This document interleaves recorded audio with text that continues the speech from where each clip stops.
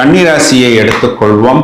ஏதோ ஒரு விதத்துல கலங்கி போய் தான் கன்னிராசிக்காரர்கள் இருக்கிறார்கள். என்ன காரணம்னா, 7ஆம் இடத்தில் இருக்கக்கூடிய அந்த சாட்டான் அப்படிங்கிறது இவங்களுக்கு கண்டக்ஷனி. 10ஆம் இடத்தில் குரு வந்தால் பதவி பறிபோகும் சார் அப்படின்னு நீங்களே இதுக்கு முன்னாடி உங்களுடைய வீடியோல சொன்னீங்களே. இப்போ என்ன நடக்குதுன்னா, 10ஆம் இடத்தில் இருக்கக்கூடிய குரு 11ஆம் இடம் லாபத்துக்கு வந்துருச்சு. இந்த குரு பகவான் என்ன பண்றாரு அப்படின்னா, தன்னுடைய 9ஆம் பார்வையாக சாட்டனை விசேஷ பார்வையாக பார்க்கிறார். அப்போ அந்த கண்டச்சனியும் இவர்களுக்கு எக்ஸ்பைரி, 10ஆம் இடத்தில் இருக்கக்கூடிய அந்த குருவும் இவர்களுக்கு எக்ஸ்பைரி ஆகி 11ஆம் வீட்டுக்கு வந்துருச்சு.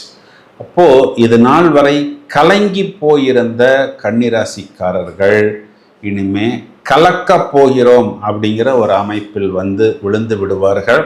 ராசியில் நீசமடைந்த சுக்கிரன் 2ஆம் வீடுன்னு சொல்லக்கூடிய சொந்த வீட்டில் ஆட்சி. அப்போ இவங்களுக்கு அந்த பணம், கொடுத்த வாக்கை காப்பாற்றுவது, குடும்பத்தில் சுப நிகழ்வுகள், இது எல்லாமே இவர்களுக்கு மேலும் மேலும் அனுகூலமாக வரும்.